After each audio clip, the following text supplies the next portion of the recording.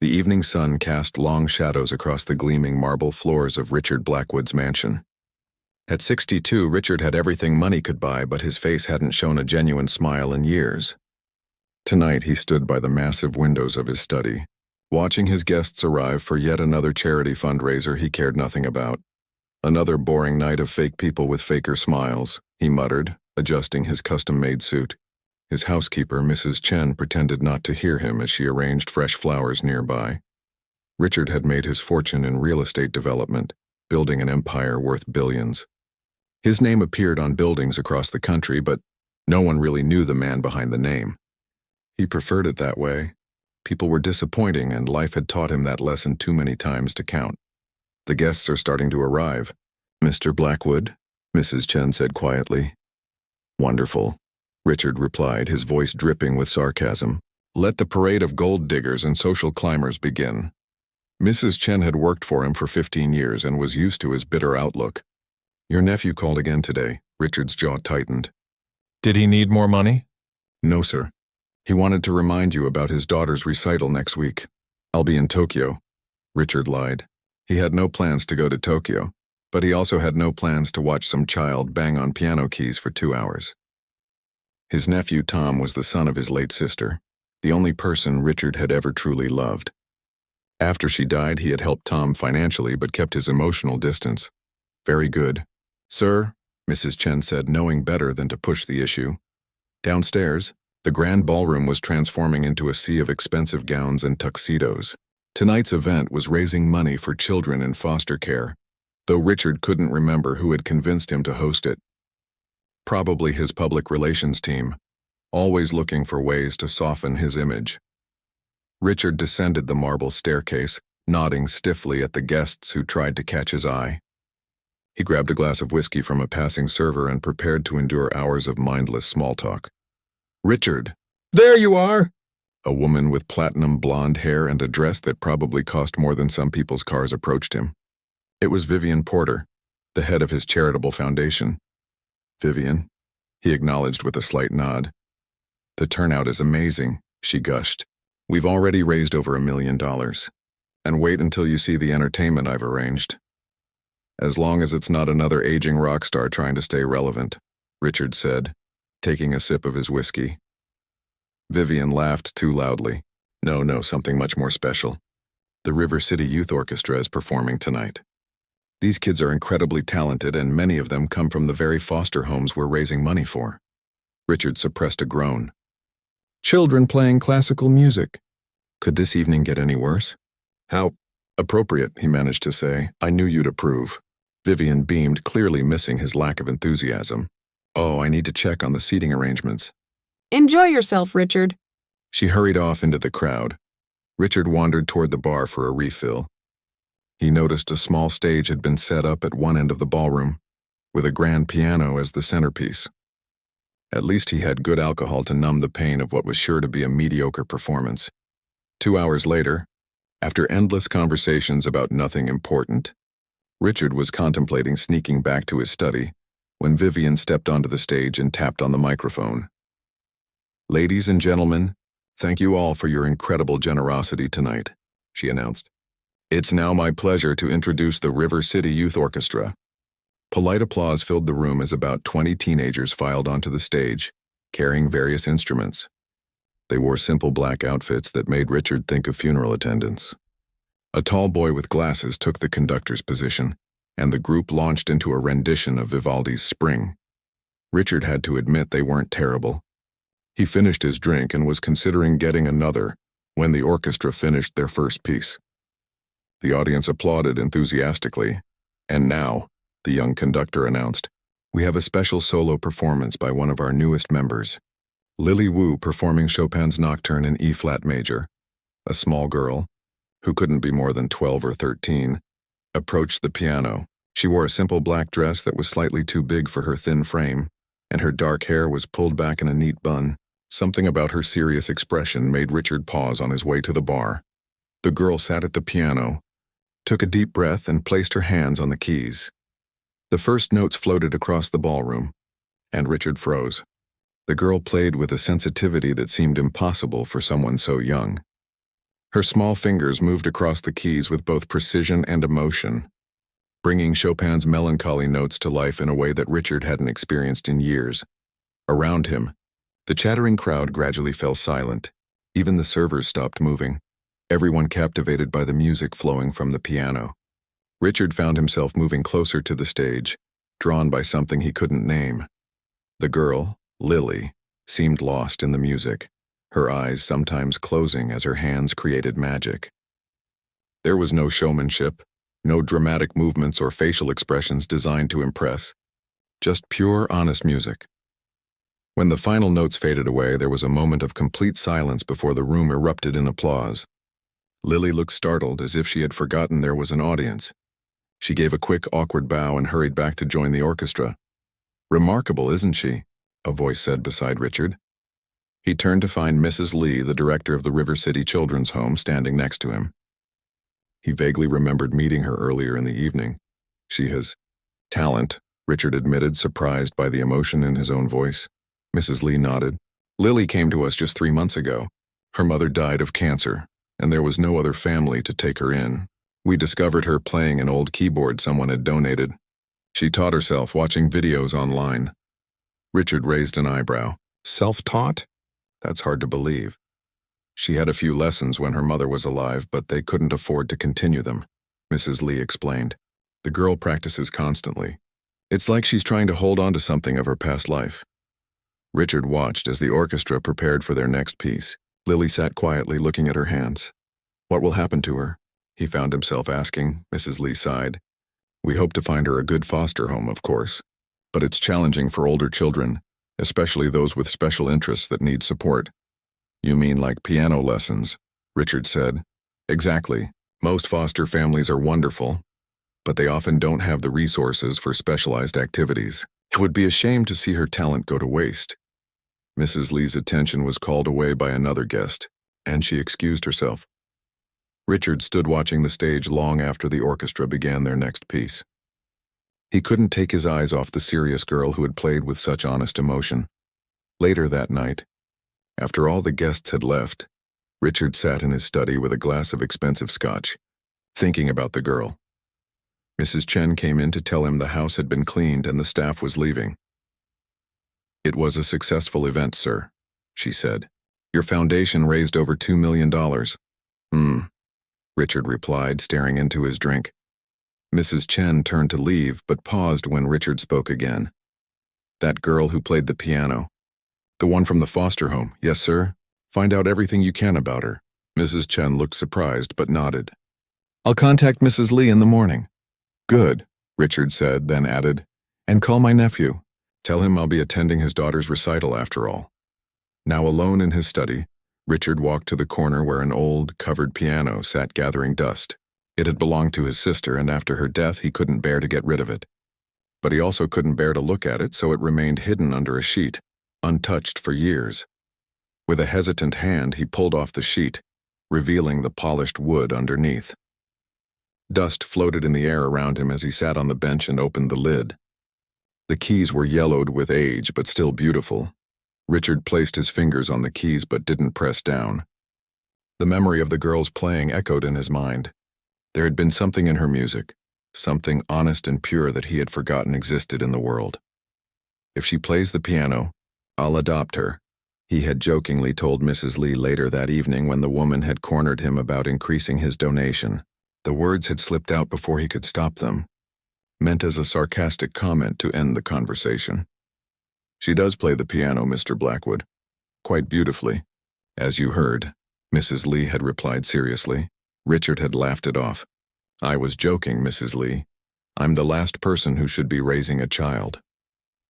Now, sitting at his sister's piano in the quiet of his empty mansion, Richard wasn't so sure it was a joke. For the first time in years, something had broken through his carefully constructed wall of cynicism. A simple melody played by a young girl who had lost everything but still found beauty in the world. He pressed a key, and a single clear note broke the silence of the room. Then another and another, picking out the simple melody his sister had taught him long ago, before money and power had become the only things that mattered.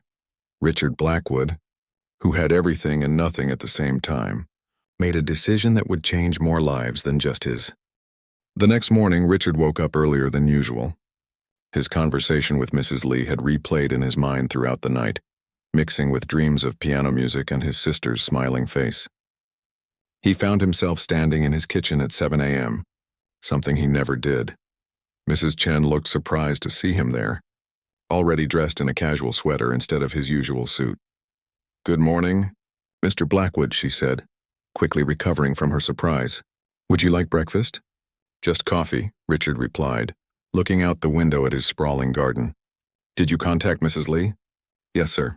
She was quite surprised to hear from us so soon after the event." Richard nodded. "And she's agreed to meet with you at the River City Children's Home at 11 this morning. She seemed cautiously optimistic about your interest in Lily's situation." Richard frowned. "I didn't say I was interested in her situation. I just wanted information." Mrs. Chen gave him a look he couldn't quite read. "Of course, sir. Your car will be ready at 10:30. After she left, Richard sat at the kitchen island wondering what he was doing. He hadn't set foot in an orphanage or foster home in his entire life. His company had built a few, donated money to many others, but he always sent representatives to the ribbon-cutting ceremonies and photo opportunities.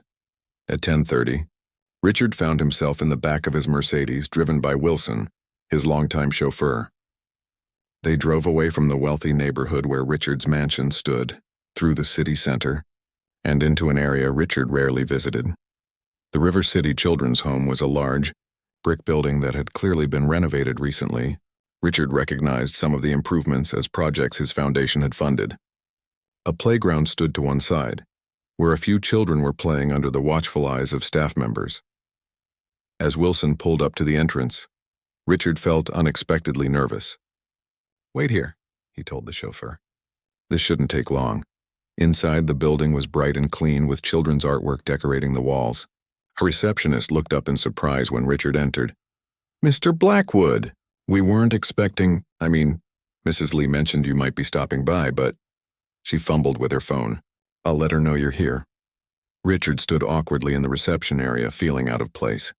A small boy of about 4 ran past him, chasing a toy car, followed by a harried-looking young woman who gave Richard an apologetic smile. Before long, Mrs. Lee appeared, extending her hand. "Mr. Blackwood, what a pleasant surprise. Please come to my office." He followed her down a hallway, aware of curious glances from staff members. Mrs. Lee's office was small but organized, with more children's artwork on the walls and several framed photos of smiling children. "Please, have a seat," she said, gesturing to a chair across from her desk. "I must say your interest in Lily has caught us all by surprise, especially after your comment last night." Richard shifted uncomfortably. "I was simply impressed by her playing. It's unusual to see that level of talent in someone so young, especially someone who's largely self-taught." Mrs. Lee nodded. "Lily is exceptional in many ways. Her academic performance is outstanding as well, particularly in mathematics. But she's also a very private child. She's had a difficult time since losing her mother." "How long has she been here?" Richard asked. 3 months. Her mother was diagnosed with an aggressive form of cancer last year. They had no other family to turn to. When her mother passed, Lily came to us." Richard frowned. "No father in the picture?" "He left when Lily was a baby. No contact since then." Richard thought of his own parents, both gone now. His father had been physically present but emotionally absent, building the business that Richard would later transform into an empire. His mother had been kind but weak, unable to stand up to his father's harsh parenting methods. Only his sister had provided any real warmth in his childhood. "What happens next for her?" he asked. Mrs. Lee sighed. "We try to find a suitable foster home. It can be challenging for older children. Most people looking to foster or adopt want babies or very young children. And if you don't find someone, she'll remain in the system until she ages out at 18. The thought of the serious girl with the remarkable talent spending her teenage years bouncing between foster homes made Richard unexpectedly angry. "I'd like to meet her," he said. Suddenly, Mrs. Lee looked surprised. "She's in class right now. We have a small school on the premises."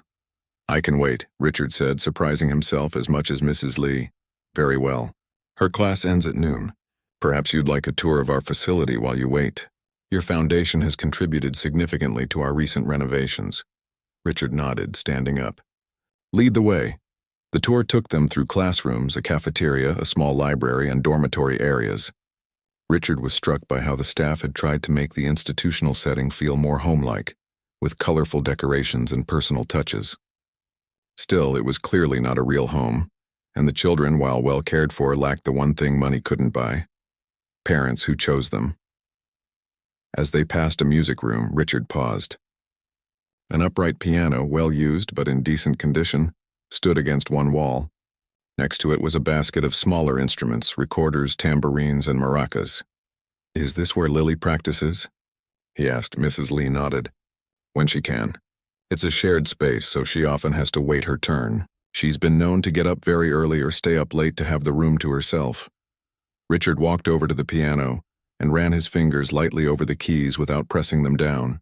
"This is adequate, I suppose." Mrs. Lee smiled slightly. "It was donated by a local music store. We're grateful to have it." Just then, a bell rang and the sound of children's voices filled the hallway. Mrs. Lee checked her watch. "That's the lunch bell. Lily's class should be letting out now. Would you like to meet her in my office? It might be less overwhelming than the cafeteria." Richard nodded, suddenly feeling nervous again. What was he doing here? What would he say to this child? Back in Mrs. Lee's office, Richard declined the offer of lunch and sat stiffly waiting. After about 10 minutes, there was a knock at the door. "Come in," Mrs. Lee called. The door opened slowly and Lily Wu stepped inside. She was even smaller up close, with delicate features and dark eyes that seemed too serious for her young face. She wore jeans and a plain blue t-shirt, her hair pulled back in the same neat bun as the night before. "You wanted to see me, Mrs. Lee?" she asked quietly, then noticed Richard. Her eyes widened slightly in recognition. "Yes, Lily. This is Mr. Blackwood. He hosted the fundraiser where you performed last night, and he wanted to meet you." Lily looked confused but gave a small, polite bow. "Thank you for letting us play at your house, Mr. Blackwood." "You played beautifully," Richard said, his voice sounding strangely formal to his own ears. "Mrs. Lee tells me you're largely self-taught." "That's quite impressive." Lily shrugged slightly. "My mom taught me basics when I was little. Then I just practiced a lot." "Do you enjoy playing?" Richard asked. For the first time, a genuine expression crossed the girl's face. "It's the best feeling in the world. When I play, I can forget everything else. It's like flying without leaving the ground." Richard was struck by the description, so similar to what his sister used to say about music. "Lily has quite a gift," Mrs. Lee said. "We're hoping to find a foster family who can support her musical interests." Lily's expression closed off again and she looked down at her shoes. "Would you play something for me?" Richard asked suddenly. "Just a short piece." Lily looked at Mrs. Lee, who nodded encouragingly. "The music room should be empty now during lunch," Mrs. Lee said. "Why don't you show Mr. Blackwood your favorite piece?" They walked back to the music room, which was indeed empty. Lily sat at the piano, took a deep breath, and began to play. It wasn't Chopin this time, but something Richard didn't recognize. Perhaps her own composition. It was simple but haunting, with a melancholy that seemed to come from somewhere deep inside her. When she finished, she kept her hands on the keys for a moment before looking up at Richard. "Did your mother teach you that piece?" he asked. Lily shook her head. "I made it up. It's called Remember." "You compose your own music?" Richard was genuinely surprised. "Sometimes, when I can't find the right piece to play what I'm feeling." Mrs. Lee, who had been watching from the doorway, stepped forward. "Lily, Mr. Blackwood is a very busy man, and I'm sure you'd like to get some lunch before your next class." Lily nodded and stood up from the piano. "Thank you for listening, Mr. Blackwood." As she turned to leave, Richard spoke up. "Would you like to play on a better piano someday, Lily?" She paused, looking back at him with a cautious expression. "This one is okay. It's better than not having one at all." After she left, Richard turned to Mrs. Lee. "I'd like to make a donation to provide better musical instruments for the children here, particularly a new piano." Mrs. Lee looked pleased but also curious. "That's very generous, Mr. Blackwood. But may I ask what prompted this sudden interest?" Richard wasn't entirely sure himself. "Let's just say that music was important to someone I cared about once. It seems right to pass that on." Back in his car, Richard sat silently, thinking about Lily and her honest playing. Wilson waited patiently for instructions. "Home, sir?" the chauffeur finally asked. Richard shook his head. No, take me to see my nephew. As they drove across town, Richard made several phone calls, to his lawyer, to his financial advisor, and finally to Mrs. Chen, instructing her to prepare the guest bedroom at the mansion, the one with the morning sunlight, and to uncover his sister's piano. He was either making the biggest mistake of his life or finally doing something right. Only time would tell. Tom Blackwood lived in a modest house in the suburbs with his wife Diane and their daughter Grace. Unlike his wealthy uncle, Tom had chosen a career in teaching rather than business. He had never asked Richard for money beyond the college fund his mother had set up before her death. Their relationship was strained but not broken, maintained through occasional phone calls and obligatory holiday gatherings. When Richard's car pulled into Tom's driveway, the front door opened before he even got out. Tom stood there, a look of confusion on his face. Uncle Richard, is everything okay? Richard nodded stiffly as he approached. Everything's fine. I was in the area and thought I'd stop by. The lie was obvious. Richard Blackwood was never in the area of this middle-class neighborhood. But Tom just stepped aside, letting his uncle enter. Diane's at work and Grace is at her friend's house, Tom explained as they walked into the living room. Unlike Richard's carefully decorated mansion, this home was lived in and somewhat messy, with schoolbooks on the coffee table and a half-finished craft project on the dining table. I got your message about Grace's recital, Richard said, sitting down on the couch. I'd like to attend. Tom couldn't hide his surprise. Really? That's great. She'll be excited to hear that. It's next Thursday at her school, 7 p.m. I'll be there, Richard promised. He glanced around, noticing photos on the walls. Many of Grace at different ages, some with a piano or holding awards. She plays well? Tom smiled proudly. She loves it. Gets frustrated sometimes when she can't master a piece right away, but she never gives up. Her teacher says she has real potential. Richard nodded, thinking of Lily's determined face as she played. I heard a young girl play at the fundraiser last night. Remarkable talent. You've always had an ear for music, Tom said. Like Mom. Richard felt a pang at the mention of his sister. Yes, well, she was the talented one. She always said you could have been great if you'd stuck with it. Richard shrugged uncomfortably. Business was more practical. Tom didn't argue the point. Instead, he asked, Can I get you something to drink? Coffee? Water? No, thank you. Richard hesitated, then asked, How is it? Being a parent? Tom looked surprised at the question. It's the hardest thing I've ever done. Also the most rewarding. Why do you ask? Richard didn't answer directly. You were older when you adopted Grace. Was that difficult? She was 6, Tom confirmed. There were challenges. She'd been in foster care for a while, had some trust issues, but we got through it together. He studied his uncle's face. Richard, are you thinking of becoming a foster parent? The question hung in the air between them. Richard hadn't fully admitted to himself what he was considering, let alone said it out loud to anyone else. There's this girl, he finally said. 12 years old. Orphaned recently. She plays the piano like your mother. Tom sat down slowly across from Richard. And you're considering taking her in? It's a ridiculous idea, Richard said quickly. I know nothing about raising children. I live alone. I work constantly. All valid concerns, Tom agreed, but not insurmountable ones if you're serious. I made a joke, Richard admitted. At the fundraiser, I said if she played the piano, I'd adopt her.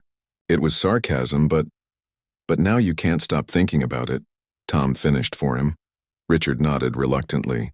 I don't know what I'm doing here, Tom. I'm not father material. Tom was quiet for a moment. When we decided to adopt Grace, I was terrified.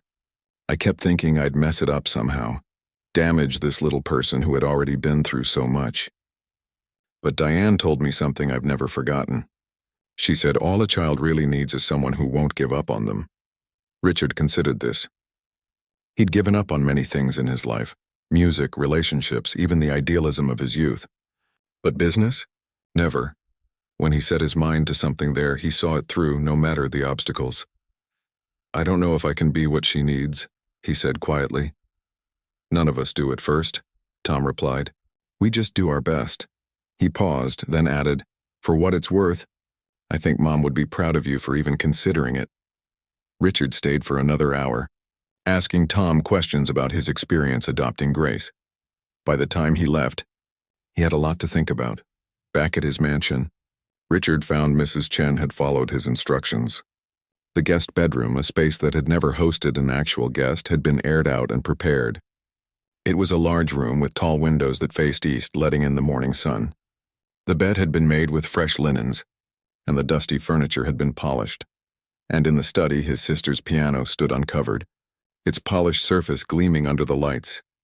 Mrs. Chen had placed fresh flowers nearby, a touch his sister would have appreciated. "Will there be anything else, Mr. Blackwood?" Mrs. Chen asked, watching him inspect the piano.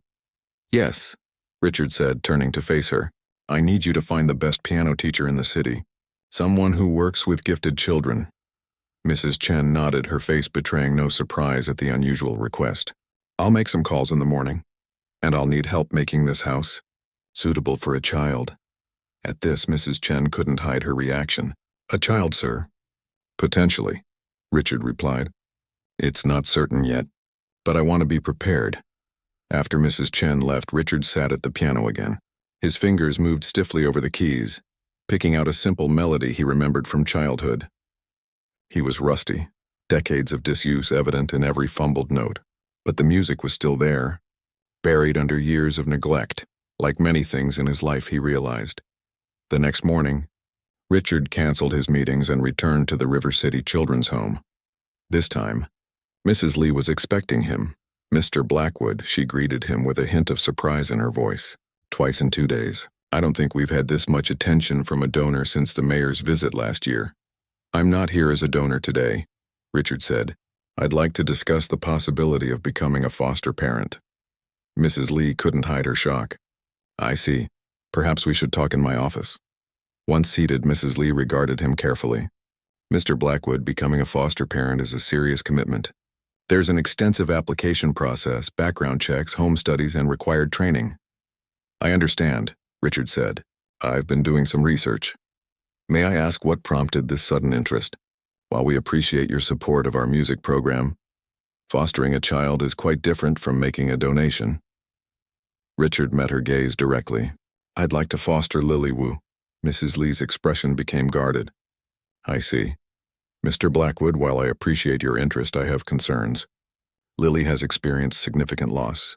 She needs stability, patience, and understanding. Fostering isn't something to enter into lightly or as a charitable gesture." "This isn't about charity," Richard said firmly, "and I'm not suggesting taking her home today. I know there's a process and I'm willing to go through it." He paused. "I'd like the chance to get to know her better in the meantime. Perhaps she could visit my home, see the piano." Supervised, of course. Mrs. Lee considered this. "We do encourage potential foster parents to build relationships gradually with the children they may take in. But I would need to speak with Lily first." "This has to be her choice." "Of course," Richard agreed. "And I would need to be convinced that your home is appropriate and that you understand what you're committing to." "I expect nothing less," Richard said. "I know my lifestyle would need to change. I'm prepared for that." Mrs. Lee studied him for a long moment. "May I ask why? You're a successful businessman with no previous interest in fostering. Why now? Why Lily?" Richard had been asking himself the same question since he'd heard Lily play. "When I was young, my sister and I took piano lessons. I gave it up to focus on more practical pursuits. My sister didn't. She played until the day she died. She used to tell me that music was honest in a way people rarely are. When I heard Lily play, I heard that honesty again." He looked down at his hands, then back at Mrs. Lee. "I've spent my life building things that won't last. Buildings will eventually crumble. Companies will be sold or go bankrupt. Money can be lost as easily as it's earned. But what my sister gave to me, an appreciation for music, for beauty, for honesty that has lasted, I'd like the chance to pass that on." Mrs. Lee seemed to be weighing his words carefully. "I'll speak with Lily," she finally said. "If she's open to it, we can arrange a visit this weekend. And I'll have our foster care coordinator contact you about beginning the application process." "Thank you," Richard said, standing to leave. "Mr. Blackwood," Mrs. Lee called as he reached the door, "fostering isn't adoption. The goal is usually family reunification when possible." "I understand," Richard said, though the thought of growing attached to Lily only to lose her was unsettling. In Lily's case, There is no family to reunify with, Mrs. Lee continued, which means eventually adoption could be an option. But that's a discussion for much further down the road. Richard nodded, one step at a time. As he walked back to his car, Richard felt both terrified and more alive than he had in years. He had no idea if he could be what Lily needed, or if she would even want anything to do with him. But for once in his life, he was willing to risk failure for something that mattered more than money or power or success. He was willing to risk his heart. Saturday morning found Richard pacing in his study, checking his watch every few minutes. Mrs. Lee was bringing Lily for her first visit at 11, and for once in his life, Richard Blackwood was nervous about making a good impression. "Mr. Blackwood," Mrs. Chen said from the doorway, "the refreshments are prepared and I've aired out the music room as you requested." "Thank you," Richard replied, adjusting a stack of sheet music for the third time. "Does everything look all right? Not too intimidating?" Mrs. Chen surveyed the mansion with new eyes. "It's a very large home for a child who's used to shared spaces. But the areas you've prepared are welcoming." Richard had spent the past few days making changes to his home. He'd removed valuable antiques from the lower shelves, rearranged furniture to create more open space, and stocked the kitchen with snacks a 12-year-old might enjoy. The most significant change was to his sister's piano, which now sat in a sunny corner of the main living room instead of hidden away in his study. The doorbell rang, sending a jolt of anxiety through Richard's body. "They're here," Mrs. Chen said unnecessarily, moving toward the door. Richard straightened his casual sweater, another change from his usual formal attire, and took a deep breath. He could negotiate billion-dollar deals without breaking a sweat. But the thought of trying to connect with one 12-year-old girl had him on edge. Mrs. Chen returned with Mrs. Lee and Lily.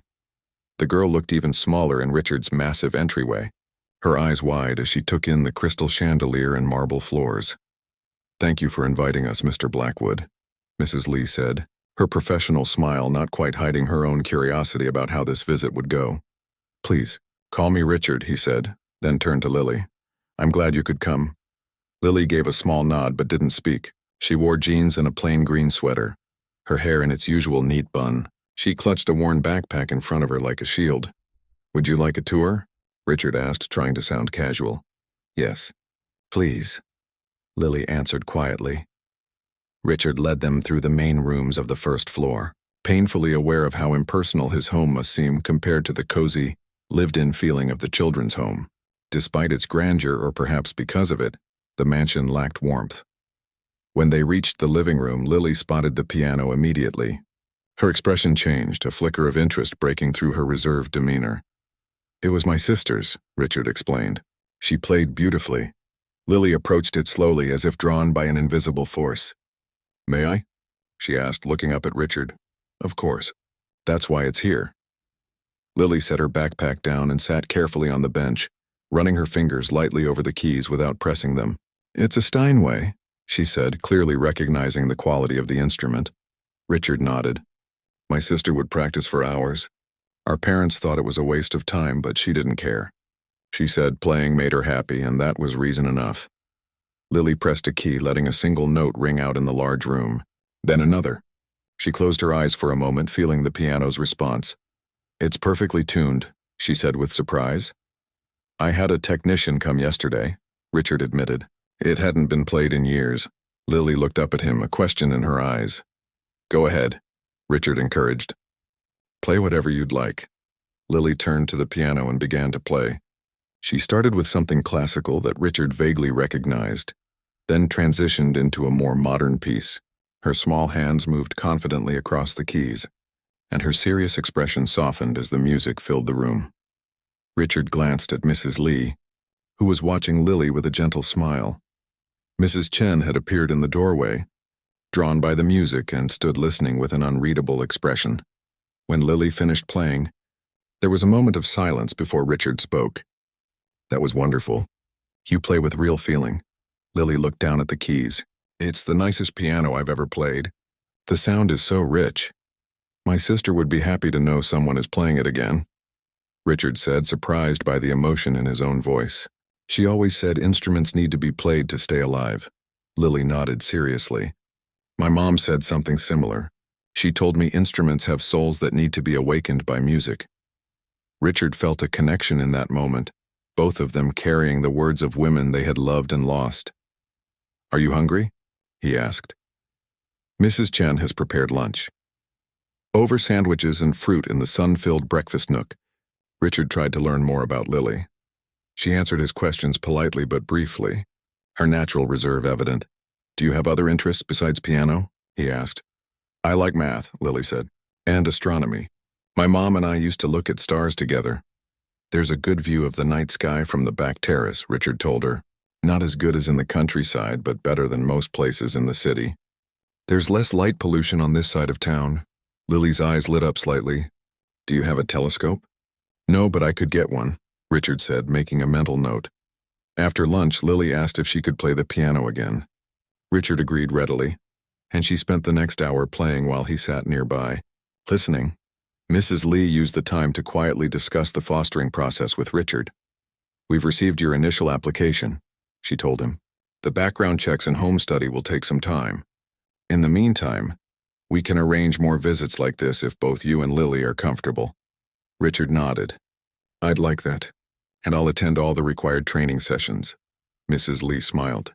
"I must admit, Mr. Blackwood, Richard, I was skeptical at first. This is unusual, but I can see you're serious about this." "I am," Richard confirmed, watching Lily play.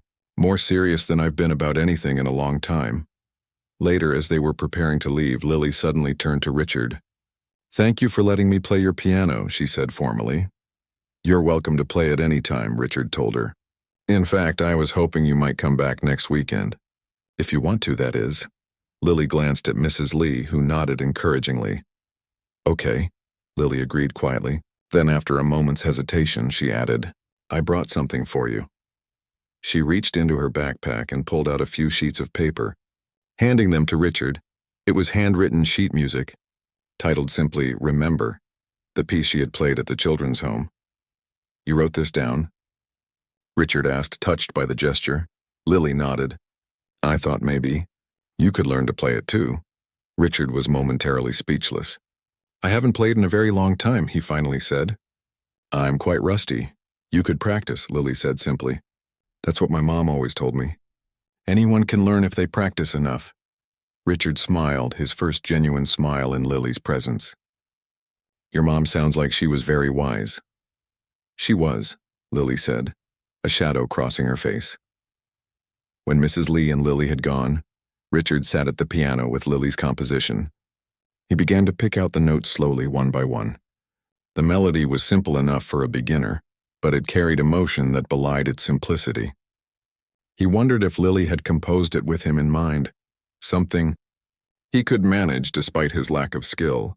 The thought that she might have considered his feelings made his chest tighten in an unfamiliar way. Over the next few weeks, a new routine emerged. Lily visited every weekend, staying a little longer each time. Richard attended his nephew's daughter's recital, sitting uncomfortably in a folding chair in an elementary school auditorium. He started taking piano lessons again, practicing Lily's composition until he could play it without mistakes.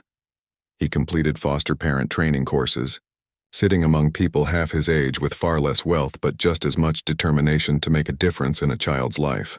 His mansion underwent more changes, safety features installed, empty rooms transformed into spaces a 12-year-old might enjoy. A telescope appeared on the back terrace, and Richard changed too. His employees noticed at first he was less demanding, more patient. He started coming home earlier, spending evenings practicing piano instead of reviewing contracts. He visited his nephew more often, asking questions about raising a child. When Lily played at another charity event, Richard sat in the front row, watching with undisguised pride. Afterward, several of his business associates expressed surprise at his interest in the young pianist. "I didn't know you were so involved with the children's home." "Richard," one woman commented. "There's a lot you don't know about me, Patricia," Richard replied, his eyes following Lily as she packed up her sheet music. The home study was completed, background checks cleared, and all the necessary paperwork filed. 6 weeks after their first meeting, Richard sat in Mrs. Lee's office once more, waiting for the final decision on his application to foster Lily.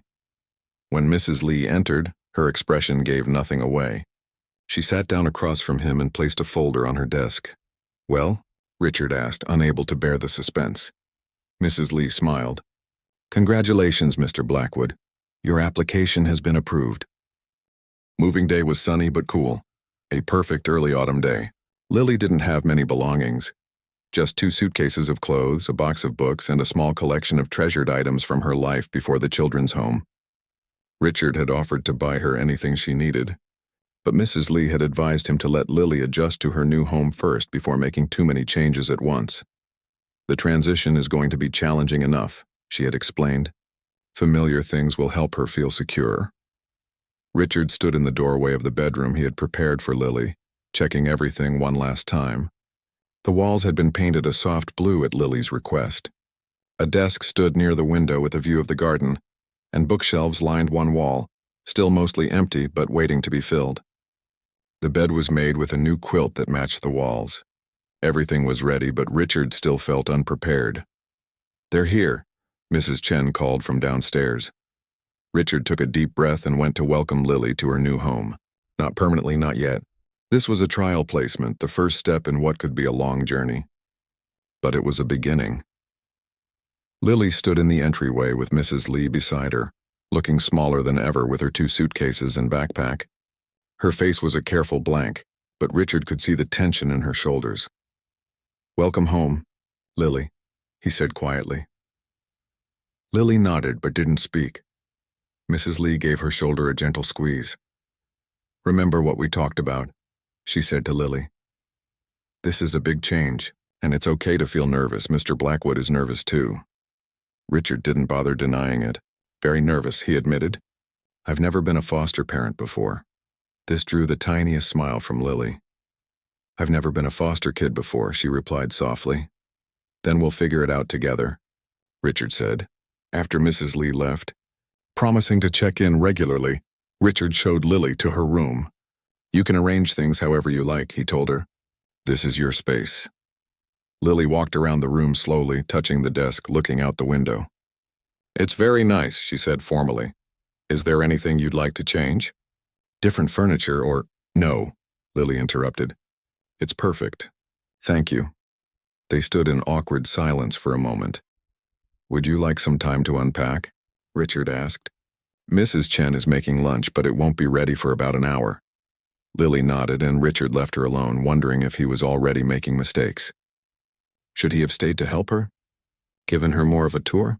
The foster parent training had covered many scenarios, but now that Lily was actually here, he felt completely unprepared. Downstairs, Mrs. Chen was busy in the kitchen. "Is she settling in?" she asked.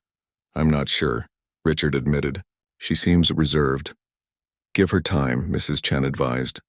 "This is a big change for both of you."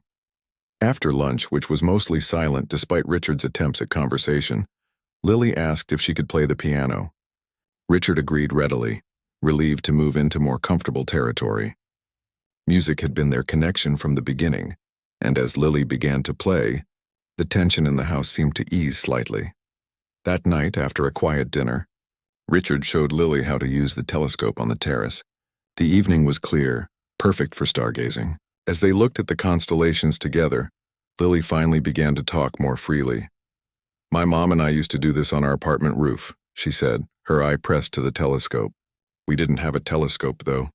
We just used an app on our phone to identify the stars." "Which was your favorite constellation?" Richard asked. "Lyra," Lily replied without hesitation. "Because of the story about Orpheus and his lyre. Mom said the gods put his instrument in the sky after he died." "Your mother taught you about Greek mythology?" Lily nodded. "She said stories help us make sense of the world, even if they're not literally true."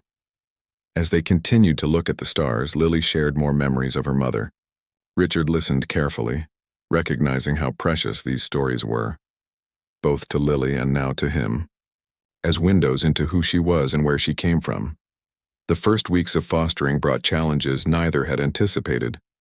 Lily was unfailingly polite, but kept her emotions tightly controlled.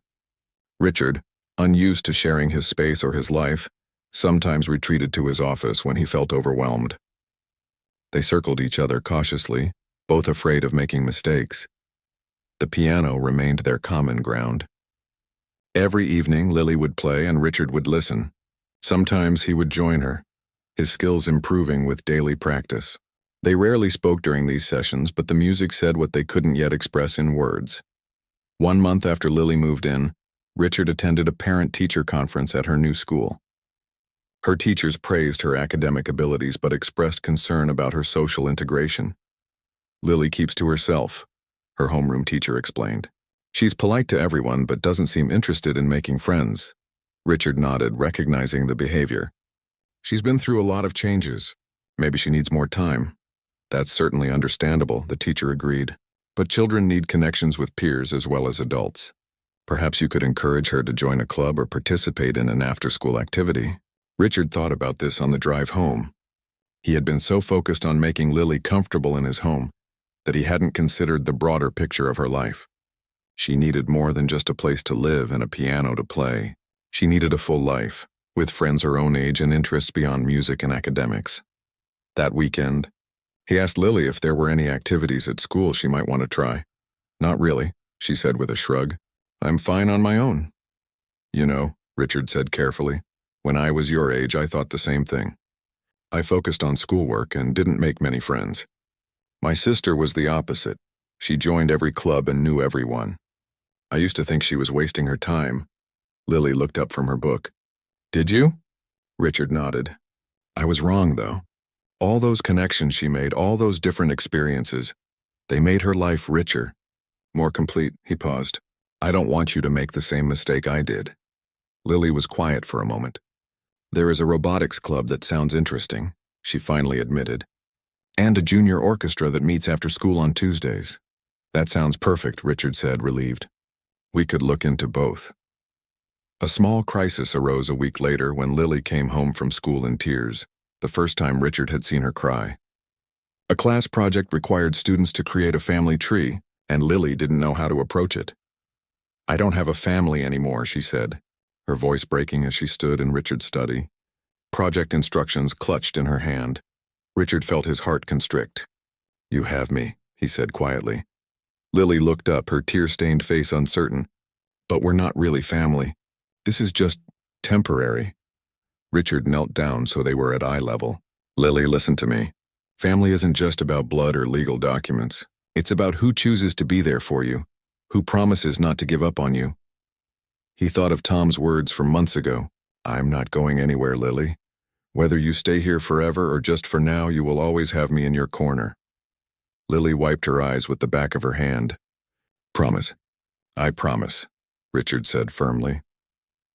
That night they sat together at the dining room table, creating a family tree that included Lily's mother, her grandparents, whose names Lily proudly remembered, and a branch labeled Chosen Family that included Richard, Mrs. Chen, and even Mrs. Lee from the children's home.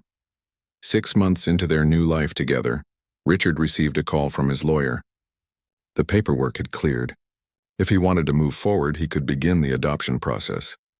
That evening, as Lily played the piano, Richard sat beside her, thinking about how to approach the subject. Before he could speak, Lily stopped playing and turned to him. You're thinking very loudly, she said with a small smile.